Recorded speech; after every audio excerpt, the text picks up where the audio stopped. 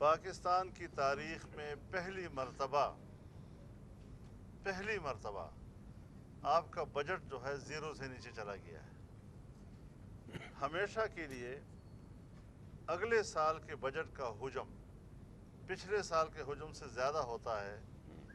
پہلی مرتبہ آپ کے ملک کا اگلے سال کے بجٹ کا حجم پچھلے سال سے کم ہے۔ ہمیشہ کے لیے اگلے سال کے محصولات کا حجم پچھلے سال کے محصولات کے ہدف سے زیادہ ہوا کرتا ہے۔ اس دفعہ آپ نے وہ ہدف بھی اگلے سال کا پچھلے سال کی نسبت کم کر دیا ہے۔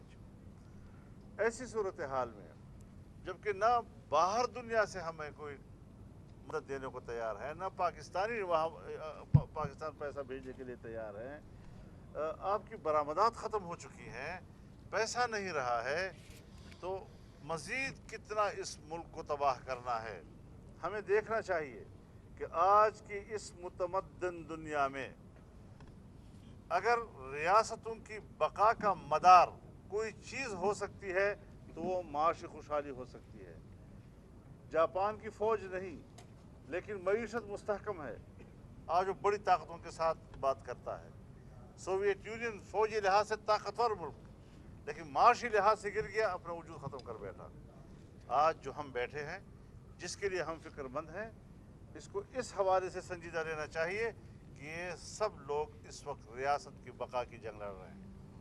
یہ بتائیے اس وقت حکومتی جو پالیسیاں ہیں آپ ان سے کس حد تک متفق ہیں؟ اس پہ یہ لے لیں کہ حکومت کی پالیسی ہے کہاں؟ حکومت سے متفق نہیں تو پالیسی سے کیسے؟ اسلام آباد میں مندر بننے جا رہا ہے، اس کے بارے میں بتائے گا۔ اسلامی نظریاتی کون؟ دیکھیے وہ مسئلہ اگر ہے بھی، پاکستان چونکہ ایسا نہیں ہے کہ کسی جنگ کی بنیاد پر فتح کیا گیا ہو، یہ برصغیر کے لوگوں کے باہمی صلح کی بنیاد پر تقسیم ہوئی تھی، اور اس اعتبار سے یہاں پر جو اقلیتوں کی حیثیت ہے وہ نہیں ہے جو مفتوحہ علاقے کی ہوا کرتی ہے، ایک برابر شہری کی حیثیت ہے۔ تاہم عذروی شریعت کسی اسلامی مملکت میں یا اسلامی شہر میں غیر مسلموں کے عبادت خانے بنانا، تو ہم نے اس پر کہا ہے کہ بجائے اس کے کہ ہر شخص اپنی اپنی رائے دیتا رہے، اس کو اسلامی نظریاتی کونسل میں بھیج دیا جائے یا وفاقی شرعی عدالت اس کو سنے، تاکہ عذروی شریعت صورتحال بالکل واضح ہو جائے اور اس کے مطابق پھر عمل کیا جائے۔ ہم نے تو دیکھا کہ کرونا جیسے اہم مسئلے پہ وفاقی حکومت جو ہے وہ چاروں صوبوں کو آن بورڈ نہیں لے سکی، جہاں پہ لوگوں کی، عوام کی، لاکھوں کی زندگی موت کا مسئلہ تھا۔ تو آپ اس پر یہ سمجھتے کہ NFC ایوارڈ جو دیگر بڑے بڑے مسائل ہیں، کیا زندگی موت کا مسئلہ تھا، ایک عام آدمی ایک پیج پر نہیں آ سکے؟ بھائی آپ تو میرے خیال میں کووڈ-19 کی بات کر رہے ہیں، تو ہم تو ابھی تک کووڈ-18 کے ساتھ نبرد آزما ہیں۔ ایک کووڈ تو نہیں ہے نا جی۔ مولانا صاحب، حکومت جو ہے وہ 5 سال پورا کر لیں گے، پیٹرول کا بحران، پھر چینی کا بحران، پھر آٹے کا بحران، اس پہ GIT کھول لیتے ہیں، اپنی قوم کو بددعائیں نہیں دو بھائی۔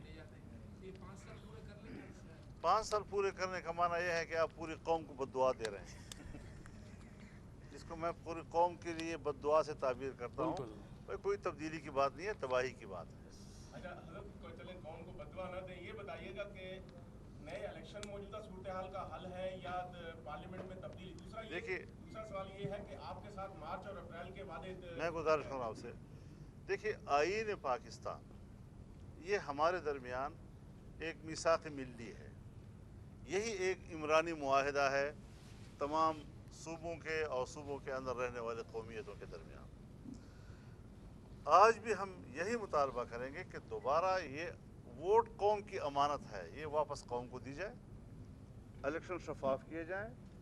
یہ دور اب ختم ہو جانا چاہیے کہ الیکشن ہوتے ہیں اور اس پر جو ہے اعتراضات شروع ہو جاتے ہیں۔ ایک دفعہ شفاف الیکشن قوم کو دیا جائے، ادارے مداخلت اس میں نہ کریں، بکسے تبدیل نہ کریں، بکسے نہ چرائیں، عوام کے ووٹ کو صحیح معنوں میں گنا جائے، جو فیصلہ قوم کرے گی ہم قبول کریں گے۔ اچھا مولانا صاحب، -1 کی باتیں کی جا رہی ہیں، -1 کی جو ہے وہ باتیں سنائی دی جا رہی ہے، آپ کے علم میں بھی ہوگا، کیا آپ کو لگتا ہے کہ کوئی -1 ہونے جا رہا ہے؟ حضرت ایک انڈے کو نکالنے سے کچھ نہیں ہوگا، پورا ٹوکرا جو ہے وہ خراب ہے۔ -آل کی بات کریں۔ مولانا صاحب آپ نے دھرنا دیا تھا اسلام یہ آباد، اعتراض تھا کہ انہوں نے اقوام متحدہ میں کلبھوشن کا نام نہیں لیا، لیکن अक़वाम मुत्तहिदा में भारत को वॉकआउट दिया गया। दूसरा, कुलभूषण को अपील की भी पेशकश की गई है। तो ये पॉलिसी क्या बन रही गवर्नमेंट की, कुछ थोड़ा सा? हम तो वाकई नहीं समझ रहे इस बात को। जिस तरह फाटा का इंतज़ाम किया गया, बिल्कुल उसी तरीके से कश्मीर का इंतज़ाम कर लिया गया। अब हमारी पॉलिसी अजीब है कि कश्मीर के महाज पर टेंशन है और करतारपुरा के महाज पर दोस्ती और मोहब्बत है। ये दो महाजों पर एक ही यूनियन के साथ तो वही अर्ज कर रहा हूँ। कलभूषण के हवाले से मसला अदालत में है, उसको अदालत में होना चाहिए। पाकिस्तान के आइन के मुताबिक हमें अपने दुश्मन के साथ, चाहे वो हमारा दुश्मन भी है, लेकिन अदल इंसाफ का मुस्तहिक हर आदमी हो सकता है। जी देखिए, मेरी गुजारिश सुने, कोई एक पॉलिसी नहीं है, पूरा कौम परेशान है। वज़ीर आज़म है या वज़ीर आज़म है? वज़ीर आज़म है। वज़ीर आज़म कहते हैं कि जो कौम का बोझ उठाए, वज़ीर आज़म उसको कहते हैं जो कौम पर बोझ हो। तो वो कुछ कहता है, फौज की तरफ से बयान आता है, वो फिर कुछ कहते हैं। वो खुद आपस में एक पेज पे नहीं है, यानी रियासत और रियासती इदारे एक पेज पे नहीं है। फिर विफाक कुछ कहता है, सूबा सिंध की हुकूमत कुछ कहती है, एक सूबा कुछ कहता है, 3 सूबे कुछ कहते हैं। पूरा हुकूमती निज़ाम और उसके तमाम अज्जा और उसके इदारे एक पेज पे नज़र नहीं आ रहे हैं हमें। तो ऐसी सूरत हाल में यही होगा जो अब तक हुआ है। आज तक ये मालूम नहीं हो सका, वो जो वर्ल्ड हेल्थ ऑर्गेनाइजेशन है वो आए 10-15 दिन के बाद, महीने के बाद अपना मौक़िफ़ और अपनी तशरीह तब्दील करता है। अमेरिका ने शायद उससे निकलने का भी फ़ैसला कर लिया है या कर रहे हैं। तो पूरी दुनिया में एक कन्फ्यूजन है, कुछ मालूम नहीं है कि ये क्या बला आ गई है दुनिया में। तो इसकी हकीकत को तो मालूम करने के लिए वक्त का इंतज़ार करना होगा। लेकिन बहरहाल एक वबा है। जब वबा की बात आई, हमने कहा ये सियासी मसला नहीं है। सियासी इख्तलाफात अपनी जगह पर, लेकिन ये इंसानी मसला है, एक तिब्बी मसला है, उसको उसी तरीके से। लेकिन अब तिब्बी हवाले से भी कोई एक राय तो हो ना जिसके ऊपर कौम अमल कर सके। अच्छा मौलाना साहब, आपने इस्लामाबाद में धरना किया था और जब ख़त्म किया तो आपने कहा कि इसके नताइज दिखाई देंगे। 7-8 माह हो गए, कोई नताइज। कोरोना कहते हैं बीच में आ गया। हम जब पता कहते हैं कि कोरोना मेरा ख्याल है जी कराची के अवाम पर पुराना माहौल, यहाँ इलेक्ट्रिक के लिए क्या आपकी पॉलिसी होगी? गैर एलानिया लोड शेडिंग है और बिलिंग है जिसकी 15,000 तक के 20,000 का बिल दे दिया जाता है। क्या नई कंपनियां इसका माहिदा खत्म करें? क्या इलेक्ट्रिक हो या हमारे जो भी हो, पूरा वापडा एक ही हालत है। आप यहाँ पर क्या इलेक्ट्रिक से रो रहे हैं, हम वहाँ पर अपने इलाकों में गर्मी के महीनों में वापडा से रो रहे हैं जी। लोड शेडिंग नहीं भी है और है भी, और अगर है भी तो वोल्टेज बहुत कम होता है। तो इस हवाले से कई मुश्किलात हैं। और जब आपकी बिजली नहीं है या उसका वोल्टेज कम है तो आपका ट्यूबवेल नहीं चलता, फिर आपके पीने के पानी का बहरान पैदा हो जाता है। तो इस लिहाज से हम जिहद यहाँ बेबरकतियाँ हैं और कोई समझ में नहीं आ रहा कि मसाइल उलझते चले जा रहे हैं, हल होने की तरफ कोई भी मसला नहीं जा रहा है जी। एक मिनट जी मौलाना सुन लें किसी और पार्टी से कोई सवाल है तो कर लें, वरना बहुत शुक्रिया जी।